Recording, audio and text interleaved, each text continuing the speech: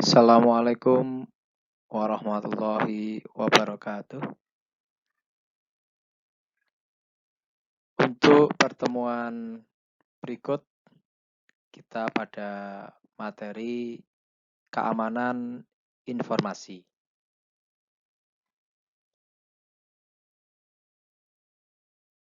Kita tahu bahwa saat ini informasi sudah menjadi sebuah komoditi yang sangat penting. Bahkan ada yang mengatakan bahwa kita sudah berada di sebuah information based society. Jadi keamanan informasi dimaksudkan untuk mencapai kerahasiaan, ketersediaan, dan integritas di dalam sebuah sumber daya informasi perusahaan.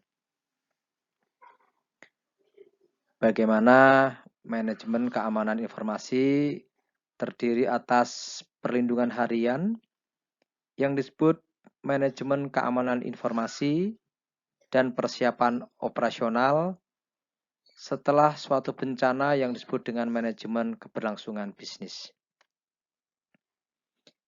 Jadi keamanan informasi ini menggambarkan usaha untuk melindungi komputer atau peralatan-peralatan yang lain, fasilitas, data, dan juga informasi dari penyalahgunaan dari orang-orang yang tidak bertanggung jawab.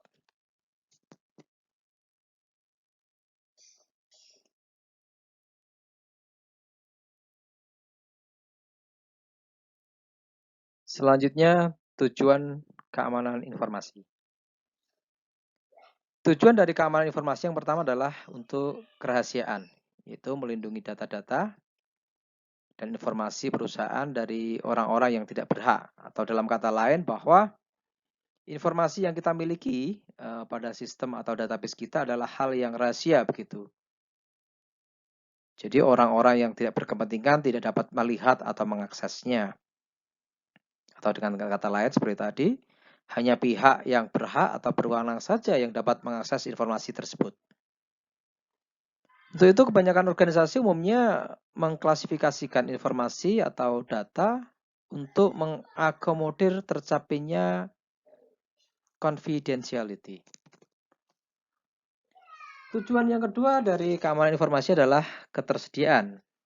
Jadi kita tahu bahwa data dan informasi perusahaan hanya dapat digunakan oleh orang yang berhak menggunakannya. Atau dengan kata lain, kita pastikan bahwa sumber daya yang ada siap diakses kapanpun oleh user, application, sistem yang membutuhkan.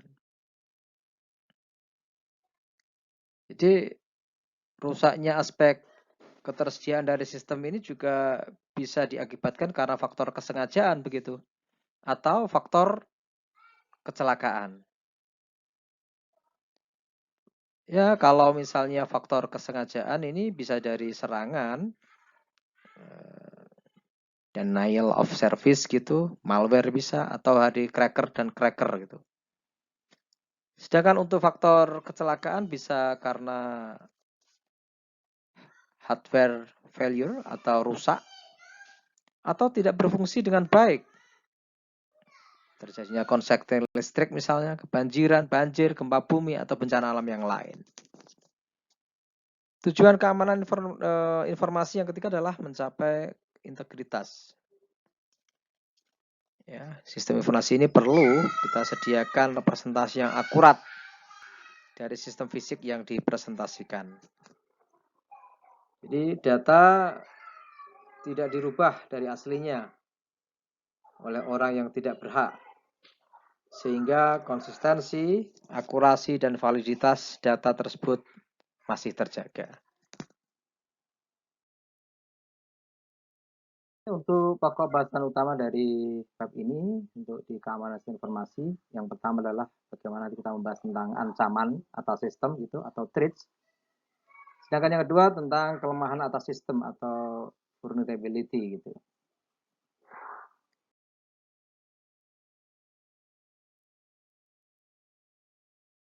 Untuk ancaman, kita tahu bahwa ancaman merupakan aksi yang terjadi baik dalam sistem maupun dari luar sistem yang dapat mengganggu keseimbangan dari sebuah sistem informasi begitu. Nah, ada beberapa hal atau asal dari ancaman ini. Yang pertama adalah ancaman dari alam. Ancaman dari alam ini biasanya terjadi karena adanya ancaman air misalnya, seperti banjir, tsunami, ya, kelembapan yang tinggi, badai salju, pencairan salju begitu. Atau juga ancaman alam ini juga bisa berasal dari ancaman tanah, longsor, gempa bumi, gunung meletus gitu ya. Atau yang ketiga, ancaman alam yang lain seperti kebakaran hutan, petir, tornado, angin ribut. Itu mungkin yang terjadi dari ancaman alam. Berikutnya adalah ancaman manusia ya. Ini adanya hacking, cracking gitu ya. Yang bisa mengakses ke dalam sistem yang seharusnya tidak berhak gitu. Contoh yang lain adalah dari ancaman manusia itu bisa dari kriminal gitu, pencurian, penipuan, penyuapan, pengkopian tanpa izin begitu atau perusakan.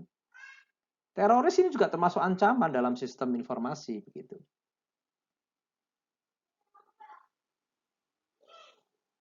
Sedangkan yang ketiga ancaman lingkungan ya. Ancaman lingkungan ini bisa terjadi karena polusi ya, penurunan tegangan listrik begitu. Atau mungkin efek bahan kimia seperti semprotan obat pembunuh serangga, semprotan anti api itu juga merupakan ancaman dari sebuah sistem informasi.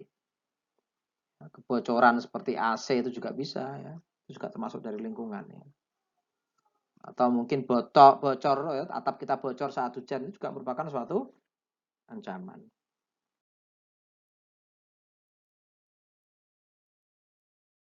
Berikutnya yang kedua adalah kelemahan tadi atau vulnerability gitu.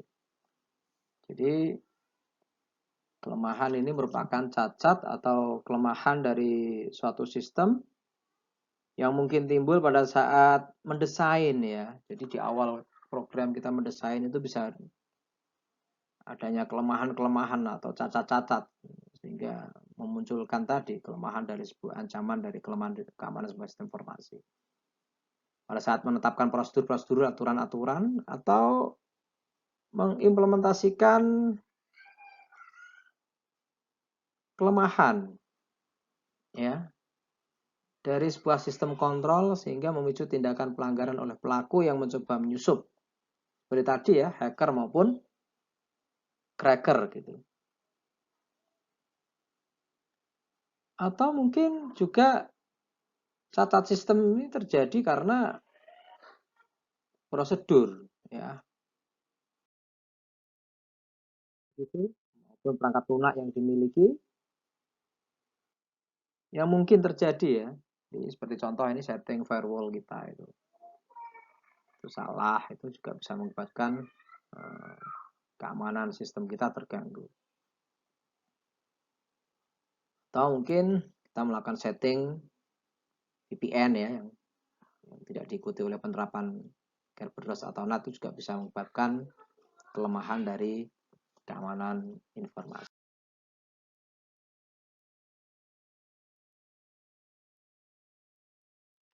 Oke, berikutnya pendekatan keamanan sistem informasi ya. Yang pertama, pendekatan preventif.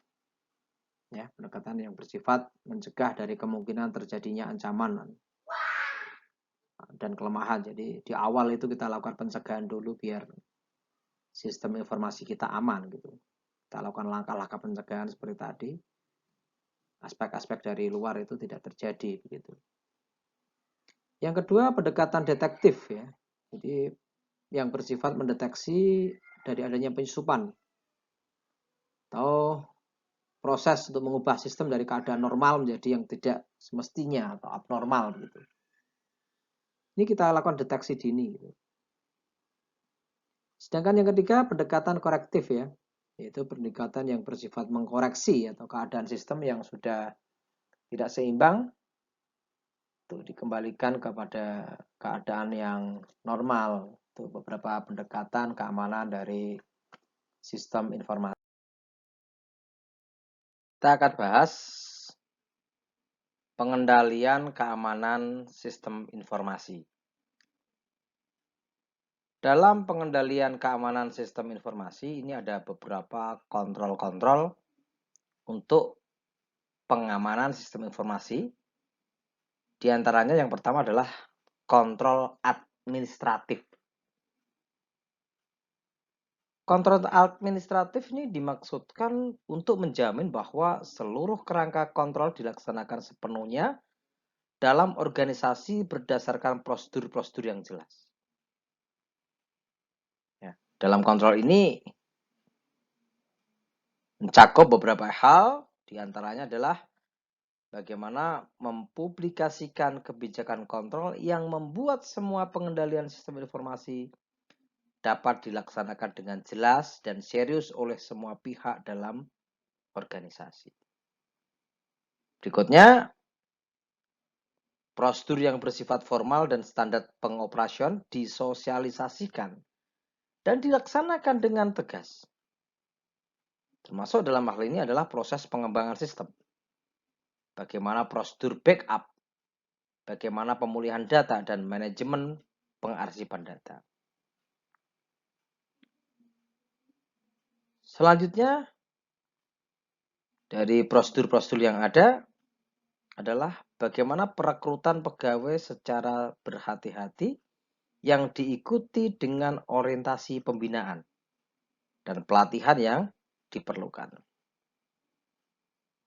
Juga dilakukan supervisi terhadap para pegawai ya.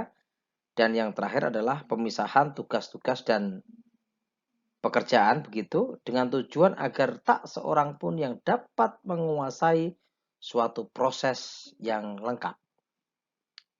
Sebagai contoh, seorang pemrogram harus diusahakan tidak mempunyai akses terhadap data produksi operasional agar tidak memberikan kesempatan untuk melakukan kecurangan. Itu adalah kontrol administratif. Ini yang harus dilakukan dalam pengendalian keamanan sistem informasi. Karena ini sangat riskan di administratif. Yang kedua adalah kontrol pengembangan dan pemeliharaan sistem. Untuk melindungi kontrol ini, peran auditor sangat penting. Ya, audit sistem informasi sangat penting. Auditor sistem informasi harus dilibatkan dari masa pengembangan hingga pemeliharaan sistem. Untuk apa? Untuk memastikan bahwa sistem benar-benar terkendali, termasuk dalam hal otorisasi pemakai sistem. Aplikasi dilengkapi dengan audit trail sehingga kronologi transaksi mudah untuk ditelusuri. Selanjutnya yang ketiga adalah kontrol operasi. Kontrol operasi dimaksudkan agar sistem beroperasi sesuai dengan yang diharapkan. Yang termasuk dalam kontrol operasi ini adalah yang pertama pembatasan akses terhadap data. Ya, jadi pusat data ini dibatasi sesuai dengan wewenang yang telah diberikan atau telah ditentukan oleh perusahaan.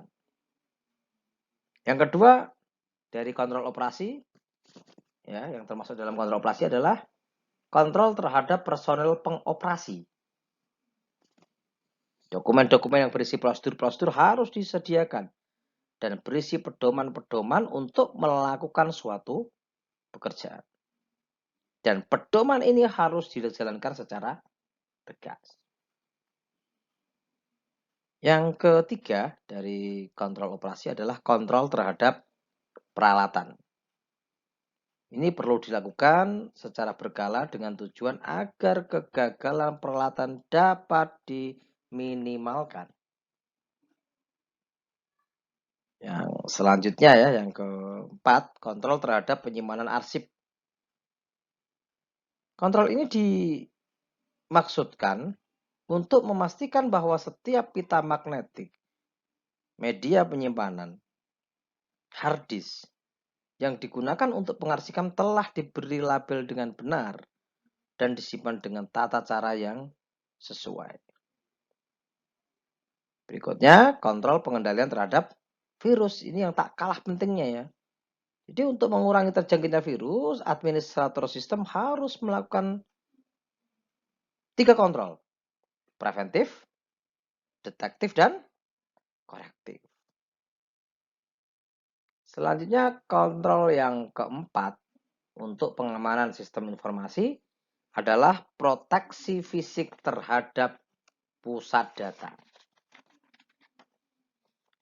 Jadi untuk menjaga hal-hal yang tidak diinginkan terhadap pusat data, faktor lingkungan yang menyangkut suhu, kebersihan, kelembapan udara, bahaya banjir, dan keamanan fisik ruangan perlu diperhatikan dengan benar.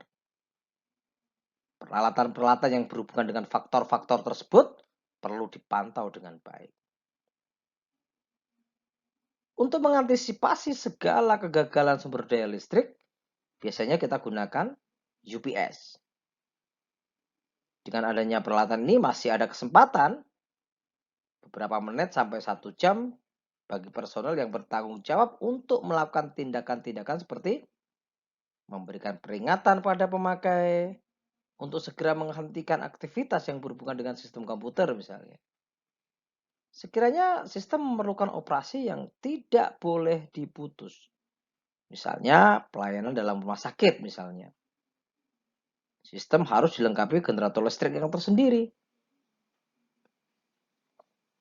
Sedangkan yang kelima adalah kontrol perangkat keras.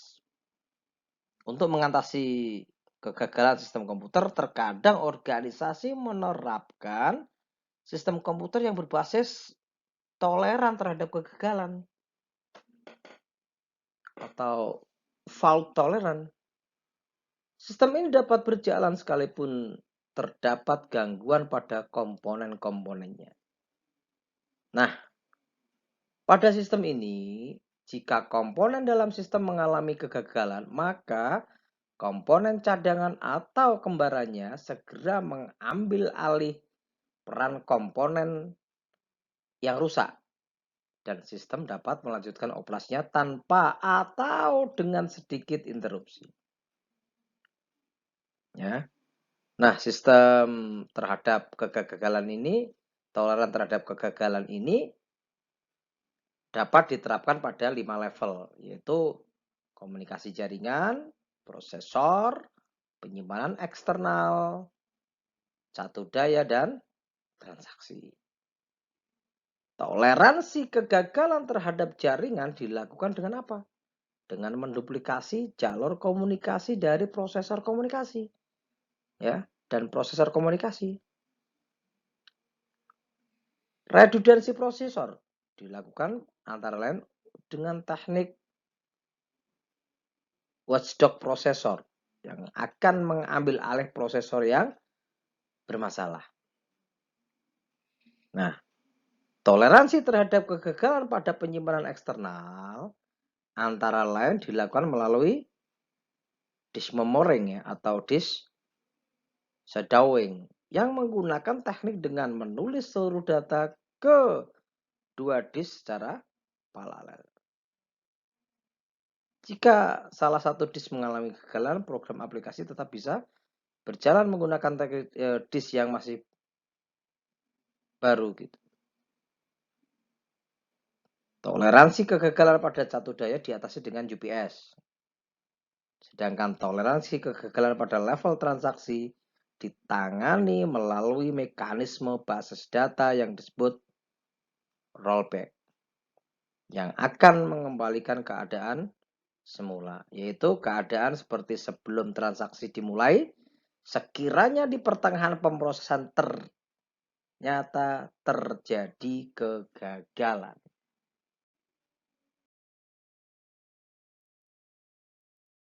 Saya lanjutkan terkait dengan pengendalian keamanan sistem informasi, kontrol-kontrol untuk pengamanan sistem informasi. Tadi sudah 5 ya yang sudah kita bahas.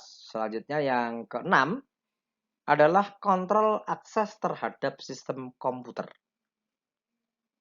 Nah, untuk melakukan pembatasan akses terhadap sistem, setiap pemakai sistem diberi otorisasi yang berbeda-beda. Setiap pemakai dilengkapi dengan nama pemakai dan password. Password bersifat rahasia, sehingga diharapkan hanya pemiliknya lah yang tahu passwordnya itu sendiri. Setelah pemakai berhasil masuk ke dalam sistem ya atau login begitu, pemakai akan mendapatkan hak akses sesuai dengan otoritas yang telah ditentukan. Terkadang pemakai juga dibatasi oleh waktu. Kontrol akses juga bisa berbentuk kontrol akses berkas misalnya. Sebagai contoh, administrator basis data mengatur agar pemakai X bisa mengubah data A. Tetapi pemakai Y hanya bisa membaca isi berkas tersebut. Ya. Jika pendekatan tradisional hanya mengandalkan pada password, sistem-sistem yang lebih maju mengkombinasikan dengan sistem teknologi yang lain. Misalnya mesin ATM ya, menggunakan kartu magnetik atau bahkan kartu cerdas sebagai langkah awal untuk mengakses sistem dan kemudian baru diikuti dengan memasukkan PIN atau Personal Identification Number. Jadi seperti itu ya, itu untuk yang terkait dengan kontrol akses terhadap sistem komputer. Berikutnya yang ketujuh, kontrol terhadap akses informasi. Ada kemungkinan bahwa seseorang yang tak berhak terhadap suatu informasi berhasil membaca informasi tersebut melalui jaringan. Ya, ini kalau orang teknologi itu istilahnya adalah dengan menggunakan teknik sniper. Untuk mengantisipasi keadaan seperti ini, alangkah lebih baik sekiranya informasi tersebut dikodekan dalam bentuk yang hanya bisa dibaca oleh yang berhak. Ya. Ini dikenal dengan istilah kriptografi. Ya, kriptografi. Ada juga yang namanya enkripsi ya. Ini secara lebih khusus proses untuk mengubah teks asli begitu menjadi teks yang diacak, itu enkripsi. Sedangkan kebalikannya ya, kebalikan dari enkripsi adalah deskripsi gitu ya. Deskripsi. Itu terkait dengan kontrol terhadap akses informasi. Selanjutnya yang ke-8, kontrol terhadap bencana. Ini ada 4 komponen ya menurut Schwartz pada bukunya di tahun 1998 membagi rencana pemulihan terhadap bencana ini menjadi 4 komponen. Yang pertama adalah emergency plan atau rencana darurat dengan menentukan tindakan-tindakan yang harus dilakukan oleh para pegawai manakala bencana terjadi. Yang kedua adalah rencana cadangan atau backup plan. Menentukan bagaimana pemrosesan informasi akan dilaksanakan selama masa darurat. Yang ketiga adalah rencana pemulihan atau recovery plan. Ini menentukan bagaimana pemrosesan akan dikembalikan ke keadaan seperti aslinya secara lengkap, termasuk mencakup tanggung jawab masing-masing personel. Sedangkan rencana yang keempat adalah dari kontrol terhadap bencana adalah rencana pengujian atau test plan. Yaitu menentukan bagaimana komponen-komponen dalam rencana pemulihan akan diuji atau disimulasikan. Berikut untuk kontrol pengamanan sistem informasi. Yang ke-9 adalah kontrol terhadap perlindungan terakhir. Ya, kontrol ini dapat berupa rencana pemulihan terhadap bencana dan juga dimungkinkan asuransi. Asuransi ini merupakan upaya untuk mengurangi kerugian sekiranya terjadi bencana. Itulah sebabnya biasanya organisasi mengasuransikan gedung atau aset-aset tertentu dengan tujuan apa?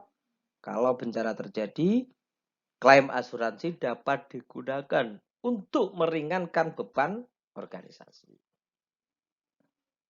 Ya, yang terakhir dari kontrol-kontrol untuk pengamanan sistem informasi adalah kontrol aplikasi. Nah, kontrol aplikasi ini kontrol yang diwujudkan secara spesifik dalam suatu aplikasi sistem informasi. Nah, wilayah yang mencakup kontrol aplikasi ini diantaranya adalah mulai dari kontrol masukan atau inputting. Ya, jadi ini digunakan untuk menjamin keakurasian data, kelengkapan masukan, dan validasi terhadap masukan. Itu terkait dengan kontrol masukan. Kontrol aplikasi yang kedua adalah kontrol pemrosesan. Ya, kesalahan-kesalahan selama pemrosesan bisa terjadi ya, sekalipun program dibuat dengan hati-hati agar bebas dari kesalahan. Nah, kesalahan juga bisa terjadi karena gangguan pada komponen-komponen pemrosesan. Oleh karena itu, pemeriksaan ya terhadap kebenaran hasil pemrosesan kadang-kadang perlu dilakukan. Sehingga kalau terjadi hal-hal yang tidak benar segera bisa diketahui. Berikutnya adalah kontrol keluaran ya. Ini juga cakupan dari kontrol aplikasi. Kontrol keluaran ini dilakukan dengan cara manual untuk memastikan bahwa hasil pemrosesan memang sesuai dengan yang diharapkan.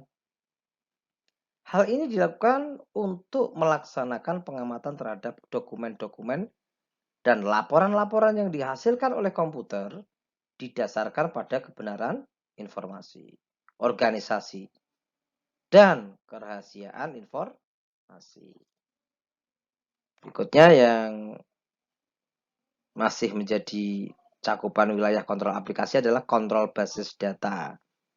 Ya, ini kontrol terhadap basis data ini antara lain bisa dilakukan dengan penerapan kebijakan backup ya dan recovery. Ya, yang kedua, bagaimana bisa melakukan penanganan transaksi melalui mekanisme rollback dan commit. Rollback ini adalah kemampuan basis data yang memungkinkan pengembalian ke keadaan sebelum sebuah transaksi dimulai. Ya, jika suatu transaksi tidak berjalan dengan sempurna, sedangkan commit digunakan untuk memastikan bahwa data benar-benar telah dimutakhirkan pada basis data sekiranya sebuah transaksi berlangsung dengan sempurna. Yang terakhir adalah yang dari cakupan kontrol aplikasi adalah kontrol telekomunikasi. Jadi telekomunikasi ini merupakan komponen yang paling lemah dalam sistem informasi.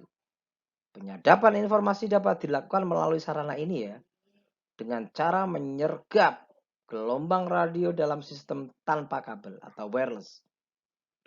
Atau dengan cara menyadap jalur fisik dalam jaringan. Maka untuk mengantisipasi keadaan seperti ini, kontrol terhadap telekomunikasi dapat dilakukan dengan cara menginskripsi informasi sehingga penyadap tidak dapat membaca informasi yang sesungguhnya. Ya, itu adalah 10 kontrol-kontrol untuk pengamanan sistem informasi. Ini sudah kami sajikan tentang keamanan sistem informasi. Selanjutnya kita akan ketemu lagi di bab-bab yang lain di mata kuliah sistem informasi manajemen. Mohon maaf kalau ada yang kurang. Tetap semangat selalu semua. Kita hebat, kita semangat. Terima kasih. Wabillahi taufik wal hidayah. Wassalamualaikum warahmatullahi wabarakatuh.